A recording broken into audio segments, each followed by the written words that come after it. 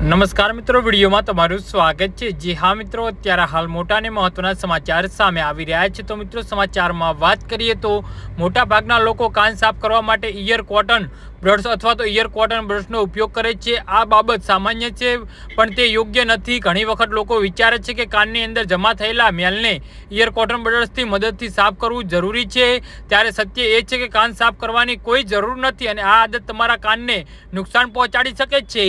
જી હા મિત્રો, અત્યારે હાલ મોટા સમાચાર સામે આવી રહ્યા છે। સૌપ્રથમ એ સમજવું જરૂરી છે કે કાનમાં ગંદકી એટલે કે કાનમાં ગંદકી શરીરને એક કુદરતી પ્રક્રિયા છે। તે એક રક્ષાત્મક કવચ તરીકે કામ કરે છે, જે કાનમાં ધૂળ, જંતુ અને અન્ય હાનિકારક તત્વોથી રક્ષણ આપે છે। ઇયર વેક્સમાં એન્ટીબેક્ટેરિયલ ગુણધર્મો હોય છે, જે કાનને ચેપથી બચાવે છે। જી હા મિત્રો, અત્યારે હાલ મોટા સમાચાર સામે આવી રહ્યા છે। જ્યારે તમે ઇયરબડ્સથી તમારા કાનને સાફ કરવાનો પ્રયાસ કરો છો, ત્યારે મોટા ભાગના કિસ્સાઓમાં મેલ બહાર આવવાના બદલે વધુ અંદર ધકેલાય છે, કાનમાં માર્ગને અવરોધિત કરી શકે છે અને સાંભળવાની સમસ્યાનું કારણ બની શકે છે। જી હા મિત્રો, વારંવાર અને ઊંડાણપૂર્વક ઇયરબડ્સનો ઉપયોગ કરવાથી કાનનો પડદોને નુકસાન થઈ શકે છે અને ક્યારેક કાનનો પડદો ફાટી પણ શકે છે। આનાથી દુખાવો, સોજો અથવા સાંભળવાની ક્ષમતા ગુમાવી શકાય છે।